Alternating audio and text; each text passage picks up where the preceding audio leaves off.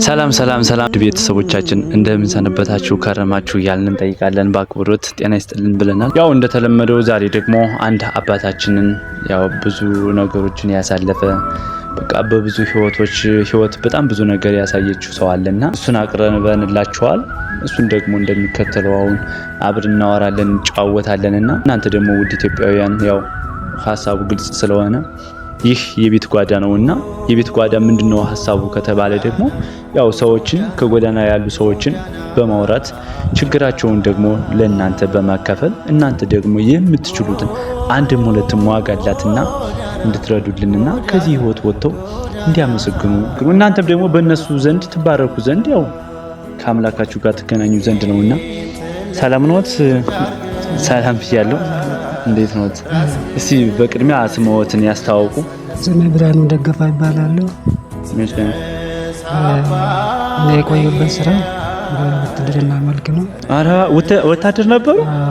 የሚገርም ነው። ቤተሰቦቻችን እንግዲህ ወታደር ነበሩ፣ የአገር ጠባቂ ማለት ነው። እስቲ አውሩን ስለ ውትድርናዎት እንዴት ነበር?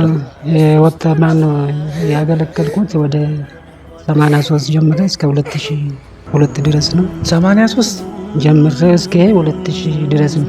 እሺ። ስለዚህ በጦርታ ምክንያት ወጥቼ ያ ጦርታ 2000 በኋላ ያው የተለያዩ ስራ ላይ ተሞክሬ ነበር። በበሽታ ምክንያት አልቻልኩትም። ያ ጦርታ አልበቃም ብሎ እንግዲህ ጎዳና ላይ ወድቄ የቤት ኪራይ አለ ምን አለ እሱ ነው ችግር ላይ ያለሁት ማለት ነው። እና ከዚህ ለውጡ በኋላ አብይ አህመድ ከመጣ በኋላ ያው 3490 ብር አድርጎልን ነበር ጡረታ። እሺ። ስለዚህ እሱም አልበቃ ማለት ያው ቤት ኪራይ መጨመር ሲሄድ እና በኖራችን የቀለብን ተወደደ። በዚህ ደረጃ ላይ እንግዲህ ጡረታ ግን ያወጡት ማለት የአገልግሎት ዘመን ደርሶ ነው ወይስ አልደረሰም? እና በመሃል ምን ተፈጠረ? እስኪ እሱን ያወሩ። በመሃል የተፈጠረው ያው እንግዲህ በ97 ኬዝ በቅንጅት መልኩ ከሰዎቹ ጋር አልተሰማማን። ይሄ ቅነሳ ይባላል። በቅነሳ መልኩ በየአመት የሚወጣ እንትኖች አሉ፣ የሚቀነሱ ሰዎች ያልተፈለጉ በዛን ጊዜ ማለት ነው እንጂ በዛን ጊዜ በበሽታም አይደለም የወጣው። ኬዙ ያው እንዲቀነስ ነው የነበረው። ከዛ ባልተዘጋጁበት ጊዜ ነው ብሩም አልተዘጋጁትም። በቤተሰብ ደረጃ አሁን እናቴ የለችም፣ በህይወት አልፋለች። እዛ ገብቼም ቤተሰብ የለም እና ከቤተሰብም ከተለየ ቆይቻለሁ። ተወልጄ ያደግኩት ያው ወደ ምስራቅ ወለጋ አካባቢ እና እዛ ሄደንም ሰርተን የምንለውጥበት እንትን የለም። ኬዙ ይሄ ነው እንግዲህ የነበረው።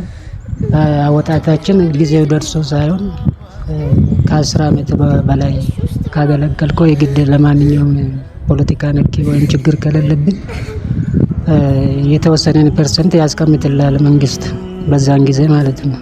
እና የወጣሁት ይዤ ዛን ጊዜ 373 ነው። ያነ ሁሉ አመት ቆይቼ 373 ብር ብቻ በየወር የሚያገኝ የነበረበት ጊዜ ነው። እንግዲህ ለውጡ ከመጣ በኋላ ደግሞ ትንሽ 3000 አካባቢ አስገብተዋል። አሁን በዚህ ደረጃ ነው እንግዲህ ያለው ህይወት ታሪክ ማለት ነው።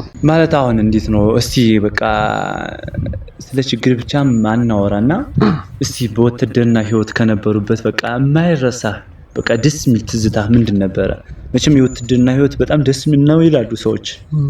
እስቲ ከሱ መካከል በቃ ደስ የሚል ትዝታ ምንድን ነበር? እኔ ውትድርና አገልግሎት በጣም ይወድ ነበር፣ አሁንም ይወዳለሁ።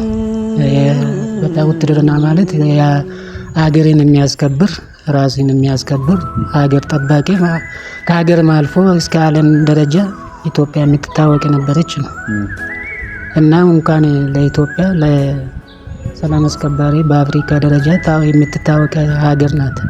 ስለዚህ በውትድርና ዓለም በጣም ለኔ ህይወት በጣም አገልግዬበታለሁ። የላቤን ያፈሰስኩበት የነበረበት ቦታ ስለሆነ በጣም የሚወዳት ነው።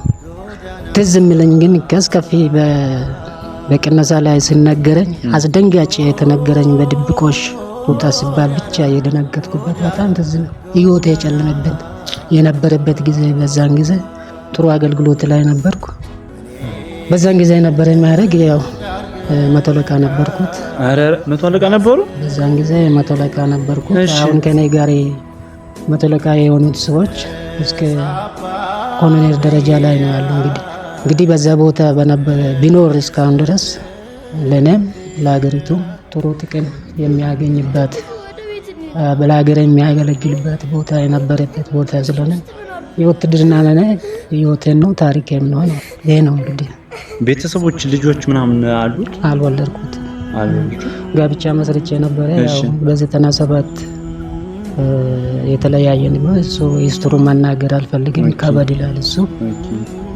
በመተቱ ያው እዛን ጊዜ ሞክረን ነበረ። ያው አብረን አይደለንም ያለነው የት እንዳሉ መላኩም እሱ ማውራት አልፈልግም። እና እንዲሁ በቃ እድሎች ማለት ቢያምሩ ሰዎች ውድ ኢትዮጵያውያን አካውንትን ነግራቸው ማገዝ ቢችሉ አንተ አሁን ከዚህ ህይወት ወጥተህ ከጎዳና ህይወት ወጥተህ ምንድነው መስራት የምትፈልገው?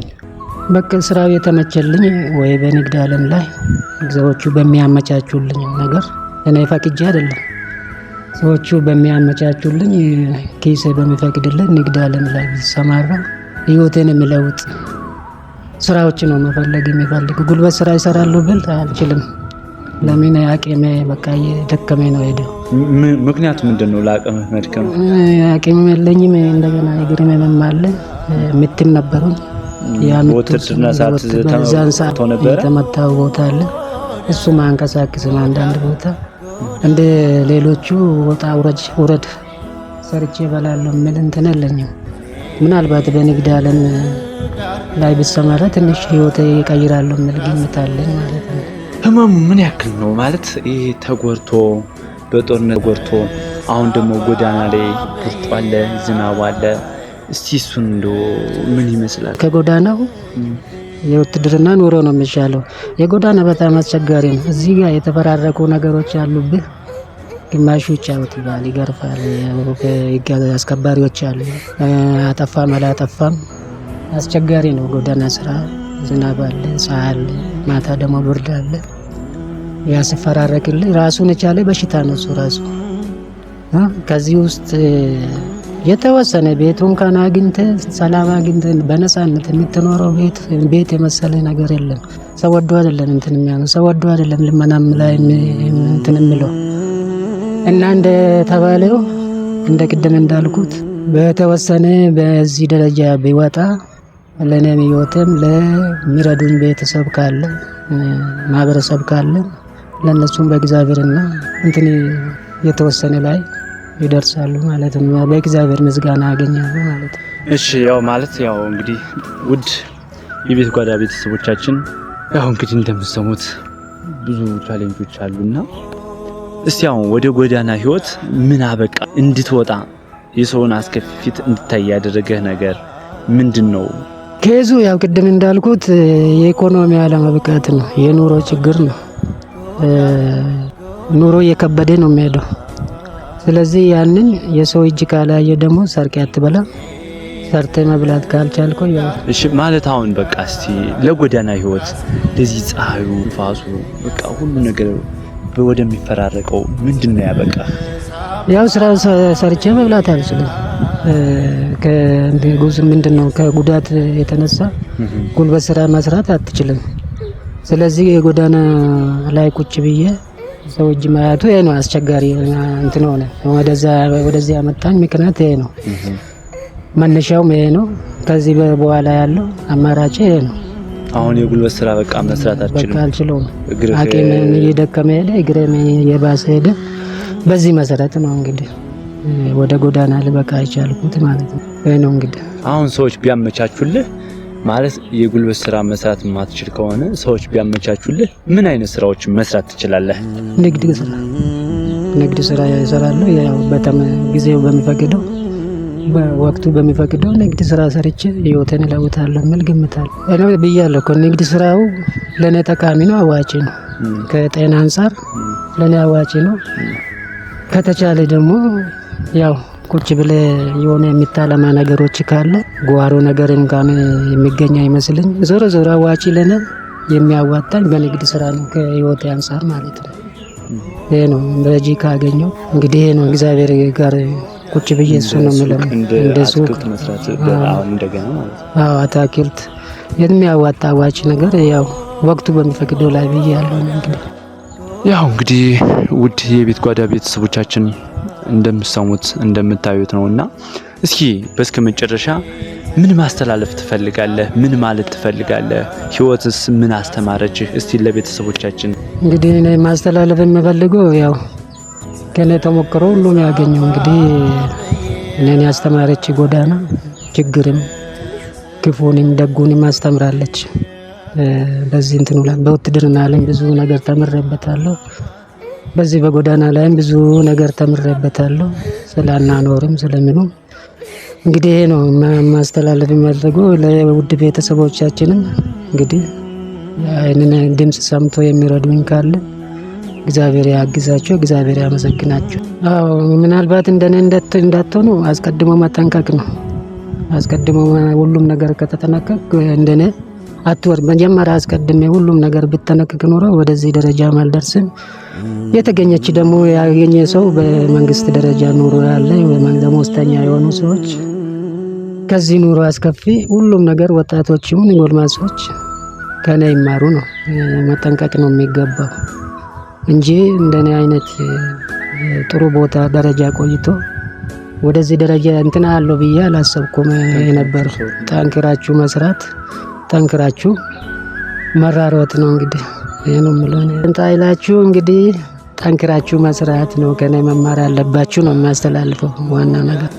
እሺ እንግዲህ ውድ የቤት ጓዳ ቤተሰቦቻችን አሁን ደግሞ ውድ ኢትዮጵያውያን በአገር ውስጥም በአገር ውጭም የምትኖሩ ውድ ቤተሰቦቻችን እነዚህን ሰዎች መርዳት ማገዝ የምትችሉ አንድም ሁለትም ለነሱ ዋጋ አላትና ያው እንግዲህ አትክልትም ሆነ ሱቅም እንዲሁም ደግሞ ሞር ቁጭ ብዬም ሁሉ መስራት ማልማት የሚችላቸው ነገሮች መስራት ይችላሉ።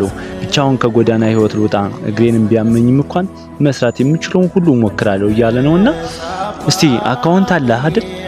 እስቲ አካውንትን ንገራቸውና በቃ የሚቻላቸውን እነሱ በአካውንት የሚቻላቸውን አንድም ሁለትም ይከውልህ አንተ የራስህን ስራ ሰርተህ ከዚህ ጎዳና ህይወት ብትወጣ ምኞታችን ነው። ያው እንግዲህ እኛም ደግሞ የምንችለውን በተቻለና አንድ ቲሸርት እንሰጠውታለን ማለት ነው። አባይ ነው 18 ነው።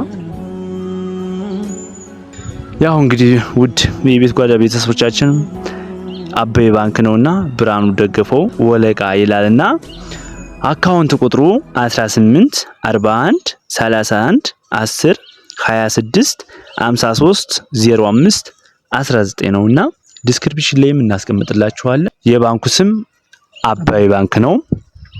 ብርሃኑ ደገፈው ወለቃ ነው የሚለውና የሚቻላችሁን ውድ ኢትዮጵያውያን የሚቻላችሁን አንድም ሁለትም ዋጋ አላትና እንትን በሉ። ያው ይህችን ቲሸርት ደግሞ በእኛ እናበረክታለንና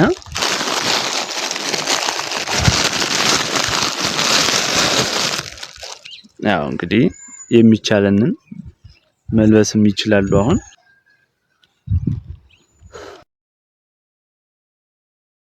ደስ ብሎናል ስላገኘን። ደስ ብሎኛል ስላገኛችሁ። እስቲ በመጨረሻ የምትላቸውንና እንዝጋ። በቃ በዚህ ስራችሁ ቀጥሉ ነው የምለው።